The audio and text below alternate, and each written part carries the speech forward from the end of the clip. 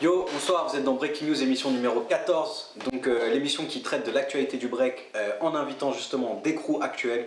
Donc aujourd'hui on a Stefly avec nous et on va aborder donc les thèmes suivants qui sont le boycott en battle, le harmless et les marques dans le hip-hop. Yes. À tout de suite. Yo, bonjour à tous, vous êtes dans Breaking News, émission qui traite de l'actualité du break. Donc Greg en compagnie de... Time. Voilà. Son vrai nom c'est Yuval. Donc aujourd'hui on est en compagnie donc, du groupe Stefly qui nous a fait l'honneur de venir. Merci à vous les gars. Yes. Donc on a Le roi du flow, du Rag Master, le roi historique. On connaît même pas le son de sa voix. Soussou Il arrive même pas à parler. et Loni. Toujours énervé. Voilà, donc sans plus attendre les gars, on va rentrer directement dans le vif du sujet. On rentre dans le premier thème. Alors j'ai nommé le boycott. Donc le boycott c'est un gros thème. Alors pour ceux qui connaissent pas notre culture et notre milieu, on parle de boycott quand vous êtes dans un battle de break, donc vous êtes jugé donc par des juges, vous perdez et vous estimez que les juges ont mal voté. Donc ils ont soit voté contre vous par copinage ou par politique, ou juste parce qu'ils n'aiment pas votre gueule. On dit que ça, on s'est fait boycotter. Donc voilà les gars. Alors, la première question c'est, selon vous, est-ce qu'il faut qu'il y ait des antécédents avec le juge pour pouvoir crier au boycott? Pas forcément, non, ça peut être juste un a priori de voilà, je l'aime pas, je le connais pas mais je l'aime pas donc je vote pas pour lui quoi. Tu vois, juste à la gueule, des trucs comme ça. On avait la gueule, faut qu'il soit reconnu le b-boy pour qu'il puisse passer. Aussi, le b-boy n'est pas reconnu, il peut avoir des chances de ne pas passer même s'il gagne le battle. S'il fait pas de coupole. S'il fait pas de coupole, s'il correspond pas aux critères du juge quoi. Donc nous on a eu des cas comme ça. Nous quand c'est comme ça, on va voir le jury. Et puis on dit écoute, j'ai pas aimé, donc viens on danse, donc moi toi, comment tu danses? Comment tu juges? C'est ça. Donc vous, comment est-ce que vous qualifiez un boycott en fait? Ouais, c'est simple. Une victoire flagrante qui se finit par une défaite. Quand tu finis, tu dis oh non, c'est pas vrai. Bon, c'est n'importe quoi. Voilà, la phrase qui va se dire, c'est ça. Et vous pensez pas que c'est un terme aujourd'hui qui est utilisé un peu trop outré, tu vois, à outrance? En fait, ça dépend parce que je veux dire, tu sais, maintenant il y a des tendances, des modes un peu genre du break, et si toi tu suis pas cette tendance ou cette mode, déjà tu peux être sûr que voilà, tu n'auras pas ta chance dans ce truc là et que tu n'auras pas les votes de ton côté, même si tu as rempli. Tu vois, c'est ça moi c'est ça que je vois maintenant, tu vois. On va parler de tout simple, on va revenir sur le principe des qualifs. Il y a des b-boys qui font rien au qualif. Ah mais rien. Et qui passe. Juste parce qu'ils savent qu'il y a des bagages derrière. Mais pas qui est gratuit, tu passes. Ça dans un l'IBE. C'est vraiment le gros problème ça. l'IBE. Il y avait des stars. Après voilà, il y a des stars. Il y a des battles pas comme Tu voyais les passages, ils faisaient rien. Et ils passaient. Alors que les mecs ils sont tués, Bien sûr. Après, il n'y a pas qu'IBE, toutes les grosses dates, IBE, comme Shell ou comme quoi que ce soit, n'importe. Mais voilà, privilégier beaucoup les stars, on va dire. Shell, quand il y a la qualif France, il fallait se taper quand même. Aujourd'hui, cette année, il y a eu la qualif. Franchement, merci. Je parle des années précédentes, mais même d'autres battles encore. Voilà, si t'es pas une star, t'es un pion, on va dire. T'es un pion, et voilà, t'es juste dans la muscule, quoi, tu vois. Et est-ce que vous pensez qu'il y a une solution vis-à-vis de ce fléau? La solution, La solution, c'est ça. Il faut pas avoir peur. Tous des êtres humains, voilà. parce qu'il y a des morts, la force ça rentre après. Les jurys font même pas de démon, parce qu'ils ont Il faut mériter le statut de jury. Bah voilà, il faut le mériter. Si t'es pas jury, tu fais pas un jury. Voilà, pour déjà un mec qui est de moyenne classe, on va dire, qui est jury, ça n'a pas de sens. Ça n'a pas de sens. Soit c'est un mec qui est chaud, tu dis bon lui, s'il y a quelqu'un qui va le chercher pour... Tu sais ce qu'il vaut, tu sais que... Moi il y a des mecs, moi j'ai envie de me dire mais si je fais un battle contre lui, là maintenant, si je dois danser là comme ça, est-ce que lui il va me sortir? Bah non. Après t'as aussi des imposteurs, t'as des gens qui n'ont aucune histoire et qui sont juges, j'en sais même pas pourquoi. Le fait est que le break c'est quand même un art, et donc étant un art c'est subjectif. Donc est-ce que c'est pas un peu facile de se dire bah attends, moi j'estime que ça défonce, et s'il y a un juge qui pense différemment, parce que c'est un être humain aussi, il va avoir une vision subjective, qui va pas dans votre sens, et bah vous criez au boycott. Moi s'il arrive, si moi par exemple, je vais le voir après, et que pendant le débat, il arrive à me convaincre avec sa vision de ces trucs là, j'aurai rien à dire. Si moi je vais le voir, je vais pourquoi là j'ai perdu, je trouve que j'ai pas perdu, pourquoi tu me dis ça? Il dit ouais ben moi, selon moi, tu vois, moi j'aime ce genre de délire là, tac, et par rapport à ça, tu connais pas ça, et voilà. Maintenant, honnête, voilà. maintenant, ils disent pas ou ils. Du coup, est-ce que vous estimez estiment. qu'un juge a le droit de voter en fonction de ses préférences ou justement il se doit de faire complètement abstraction de ce que lui il aime Moi, je en dirais tant que Ça danseur dépend les événements. pour être un juge, tu vois. Ça dépend les Je vais te événements. donner un avis très personnel. C'est simple, t'es jury, t'oublies ce que tu sais faire, t'oublies ce que t'aimes. Tu juges ce que tu vois. Oui, l'instant. Tu juges ce que tu vois. Tu vois ce que je t'ai expliqué? C'est pas parce que tu es un phaseur que tu vas primer. Ah, il a fait des vrais, c'est chaud. Lui, il a fait que des passes. Ah, c'est un peu bon, ouais, lui, il a dû prendre ça en 2 semaines, lui, il a dû charbonner. Non. Tu vois, tu regardes. C'est là où on vient, il y a des mecs qui sont là, ça fait 2 ans et dansent, ils sont jurés.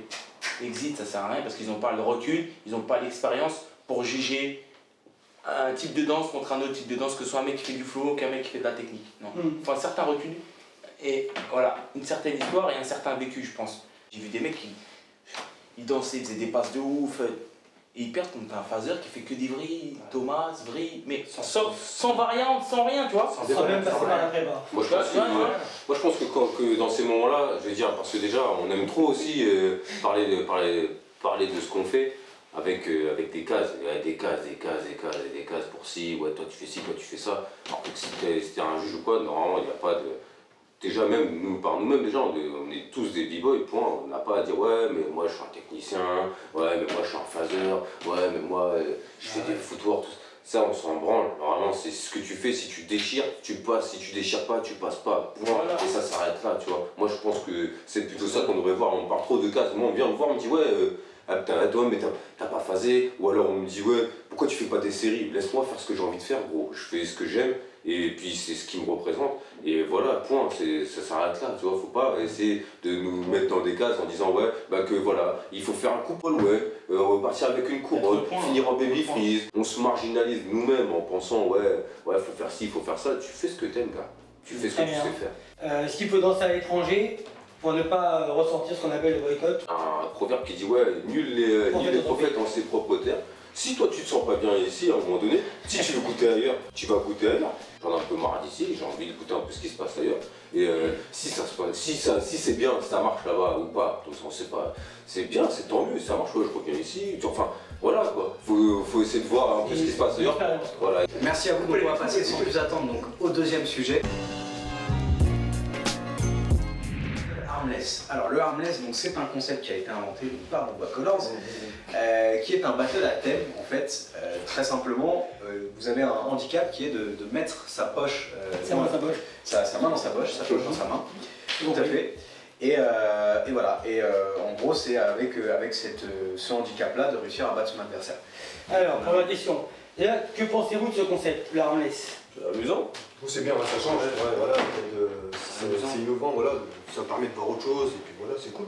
C'est intéressant. Dans l'esprit. C'est un truc que j'aimerais bien essayer. Ouais. Est-ce que les b-boys sont capables de breaker avec une main dans la poche? Ouais, moi ça m'arrive très souvent d'avoir par exemple mon téléphone que je casse à peu près toutes les 2 semaines. Tu vois, je le mets dans ma poche. Et là, il y a un bête de son parce que c'est Loni qui met le son. Tu vois, du coup, je garde ma main dans ma poche et je fais mon passage. Et je fais du armless très souvent en fait.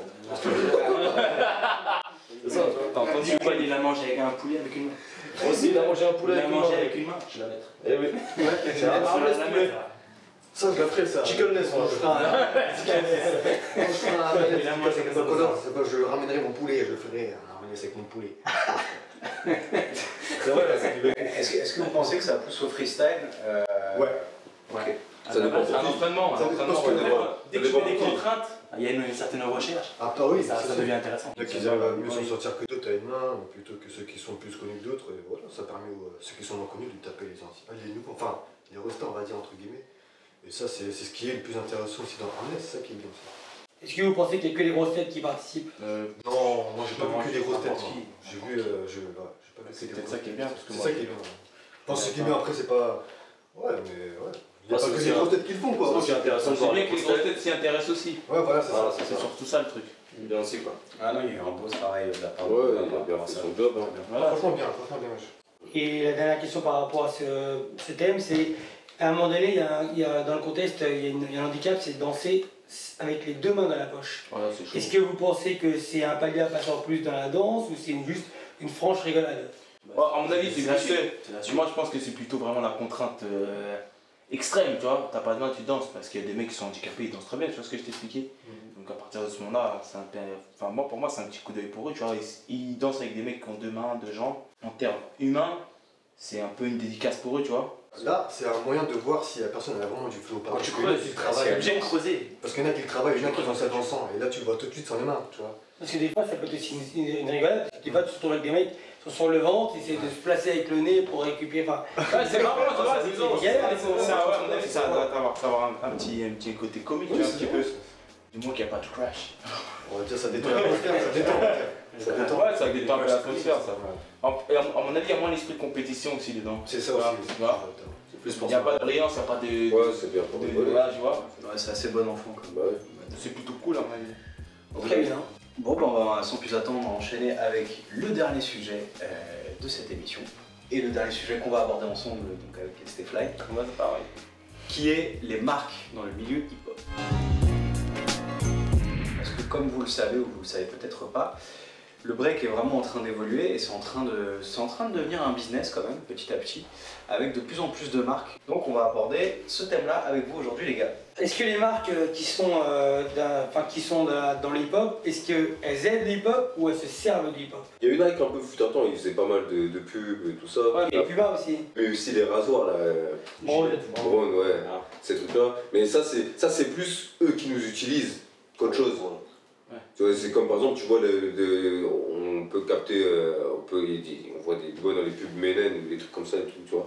Ouais. Et ça, on se sert plus de notre image, eux ils se servent plus de notre image Mais- que nous on se sert de la leur. Et donc, ce qu'ils prennent, ça revient pas pour la culture. Donc voilà, c'est un peu un double tranchant. Nous on est là aussi, on signe le chèque.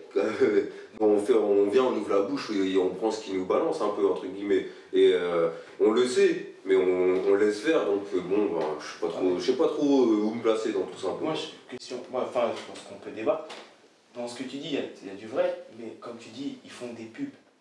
C'est que de la communication, c'est que de la pub. Marketing. C'est que de la pub. Ouais, c'est ce que je dis. C'est pas un battle en soi, tu vois ce que je t'ai Non mais dit. nous on le sait, ça nous empêche pas d'aller et de participer. Oui, Ça parce que arrive. Red Bull BC One, quand il crée un événement comme Red Bull BC One, c'est une alternative à la pub.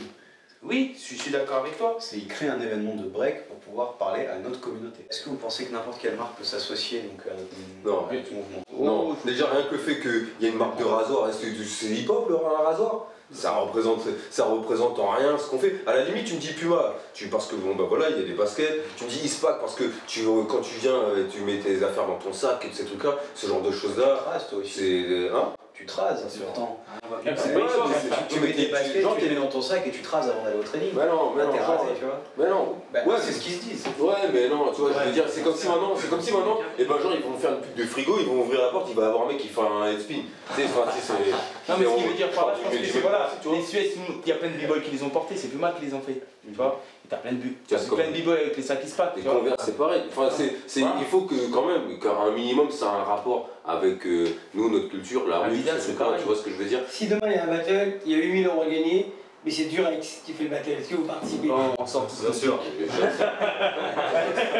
Pourtant, c'est pas hip-hop. C'est pas hip-hop, bien sûr. Mais là, vous vous sentez hip-hop. Non, bah non, mais. Là, vous vous sentez concerné. Non, Mais non, mais en soi, t'as raison. Et pourtant, je le sais très bien que je suis pas représenté par ce truc-là. Mais je participerai parce qu'il y a 8000 balles à ça. Voilà. Mais donc du coup, qu'est-ce que vous attendez des marques qui veulent venir dans notre milieu? Que ça n'aille pas dans un sens, qu'ils investissent. C'est pas seulement la brillance. Il y a le côté brillant dans le break, mais il y a le côté sombre. Qu'ils investissent, s'ils investissent dans la brillance, il faut qu'ils investissent dans le sombre. Comme ça, il y a un côté qui est touché, l'autre côté qui est touché aussi. Tu vois ce que je t'ai expliqué? Il y a des mecs qui n'y arriveront jamais à faire le Red Bull. Mais pourtant, il y a des battles tous les semaines. Tu vois ce que je t'ai expliqué? Les qualifs, ouais. Voilà, tu vois. Donc, 50-50. voilà, 50-50. C'est vraiment dans la communauté. Voilà, c'est ça. Moi, quand je parlais de Red Bull tout à l'heure, c'est plutôt ça, tu vois. T'as le haut de la scène, tu vois, c'est comme je te disais tout à l'heure, t'as le battle le soir et t'as le Red Bull Camp qui s'est passé quand même. Il y a des mecs qui sont venus supporter ce truc-là. Mercredi, jeudi, vendredi, ils sont venus. Tu vois, et qu'ils n'ont pas accès parce qu'ils n'ont pas pu acheter leur place. Et que quand tu veux l'acheter, des gens en profitent de le vendre à un prix exorbitant. Tu te sens un peu arnaqué. Tu dis, je danse toute l'année, je viens à leur truc, j'ai kiffé. Et à la fin, il faut que je sorte 600 € juste pour aller voir des danseurs que. Tu vois, des mecs comme moi qui frottent le sol comme moi, qui ont la même passion que moi. C'est un truc tout bête. T'as participé au Red Bull Camp le soir, c'est-à-dire l'après-midi, t'as le camp. et le soir, tu as l'officiel. C'est-à-dire que le temps que tu rentres chez toi, hein, si tu habites loin, tu vois ce que je t'ai expliqué, tu peux même pas regarder le streaming. C'est dommage. Tu vois. Alors que si cette personne avait de l'argent, enfin, avait la possibilité de se présenter et se dire, bon, vas-y, j'ai du temps, je vais la regarder, quel que soit le prix, tu vois. Tu payes, tu rentres, tu vois ce que je t'ai expliqué, mais il faut que ce soit accessible à tous. Sinon, ils auraient pu mettre dans la salle de la bibliothèque Voilà, une vidéo. voilà, comme ça, tu viens, tu poses, Et tout le monde arrive en même temps, sauf qu'ils ne seraient pas été voilà, dans la même salle. ça aurait été un peu plus. Même ça aurait été charmé, tu vois. Diverses raisons, ben au moins on peut se poser là. Ouais. Hop, merci Red Bull. Comme un driving, quoi. Voilà, merci Red Bull. Ça, je n'y ai pas pensé, mais bon. Et ok, peut-être dernière question, parce que c'est quand même un des acteurs qui est en train de faire beaucoup de choses par rapport aux marques et qui a pour but affiché de faire rentrer des capitaux et des marques dans le milieu. Donc c'est UDEF avec qui nous aussi on a l'opportunité de travailler via le Chill. Donc eux qui ont un modèle en gros qui injecte de l'argent dans le break pour que les marques aussi viennent et injectent ce truc-là. Donc Monster, Uber. C'est un vecteur. C'est un vecteur, exactement. Et déjà moi j'aimerais savoir ce que vous en pensez en fait de ce truc-là qui se passe principalement aux États-Unis pour l'instant. Et voilà, savoir comment est-ce que vous estimez que ça c'est bien pour la communauté, c'est pas bien, c'est mortel, c'est hyper bien. En plus, le mec, moi personnellement, je sais pas s'il se met grave en avant, mais il met juste son nom, tu vois, hop, Silverback, on sait que c'est lui, tu vois, c'est comme une légende, tu vois ce que je t'expliquais. C'est comme un peu un Robin des Bois, tu vois. Voilà, il investit ses sous, il a peut-être pas forcément de retour sur nous, tu vois ce que je t'expliquais. Il dit voilà, tenez. C'est vrai ce que je t'expliquais, moi je pense que c'est bien ce qu'il fait. Tu vois. En plus, ça peut que nous aider, tu vois. Ouais, mais surtout les b-boys en avant, quoi. On veut dire, voilà, c'est ça, la scène en avant, voilà, tu vois ce que je t'expliquais. C'est pas que le business de l'organisation, de l'événement, et là c'est que pour les b-boys. Bah, comme voilà, il investit pour les b-boys en fait, c'est ça qui est bien. Il pense beaucoup aux danseurs. C'est ça. Il pense pas à se mettre de l'argent dans sa poche. Il dit pas, ouais, il faut qu'il y ait tant de personnes qui viennent, tant ceci, il faut que tu fasses payer tant. Il construit, quoi. Voilà, c'est le mec qui construit, tu vois. Tout le monde est motivé, tu vois, dans le truc et tout. Moi, j'ai eu des retours de plein de personnes qui ont participé à des trucs que lui-même parrainait à cet endroit-là. Et puis, ils allaient et chacun prenait son chèque, tout le monde était content, ça dansait partout, tu vois. Enfin, moi, je trouve que c'est positif quand même. Faut pas faire. C'est bien de dire underground, tout ça, c'est cool. Oui. Mais faut pas se mentir, hein, qui va cracher sur un billet, tu vois, dans un événement, on te propose un événement, on dit tu vas, tu prends un billet, et l'autre, ouais, soi-disant c'est underground, mais il n'y a pas de billet. Bon, bah, tu peux très bien faire de l'underground, leur donner un billet aussi. C'est à nous de faire l'underground là on a envie qu'il soit, de toute façon. Tu vois ce que je veux dire. C'est nous les acteurs, on n'est pas c'est les scénaristes, c'est nous, on fait ce qu'on veut normalement, tu vois ce que je veux dire. La scène, c'est nous qui la faisons. Si on a envie de faire ça à ce moment-là, on le fera, point. C'est parce que c'est nous, on a décidé de se laisser aller, de suivre, tout simplement, tu vois. Et c'est pour ça qu'aujourd'hui, la situation elle est comme ça, entre guillemets, tu vois. Et donc, voilà. Ok. Yes. Carrément, je pense que là ça résume bien. Très bien. Yuval, tu veux ajouter quelque chose? Non, bah, je trouve que bonne émission, le Stéphane m'a fait plaisir. Sousouf, t'as le droit de parler. T'as quelque chose à dire? Oui, c'est bon, j'ai pu. T'as le droit de caser chouche aussi. Hein. Heureusement qu'il est venu, c'est une personne qui parle un tout petit peu moins que moi, du coup. Merci à vous les gars d'être venus, c'était vraiment Merci à vous, un plaisir et un honneur de vous avoir. Comme là, c'est cool. Yes. Et encore une fois, moi j'ai envie de. Voilà, comme à chaque fois, on va conclure sur une note. Je trouve ça très bien ce qu'il a dit du Ragmaster, que l'underground et la communauté et cette scène, elle nous appartient. Donc c'est nous ce qu'on en fait. Et c'est pour ça qu'on a créé cette émission, c'est pour vous donner la parole, à vous les gars, et à vous aussi qui êtes derrière, qui êtes chez vous en train de regarder sur Facebook. Donc n'hésitez pas à commenter, à nous faire des retours qui soient positifs ou négatifs, et même surtout négatifs, ça nous fait avancer. Et voilà, c'est nous, c'est cette communauté, et c'est nous qui allons lui donner la tonalité et qui allons construire ce truc là pour demain. Donc voilà, peace, à la semaine prochaine. Peace.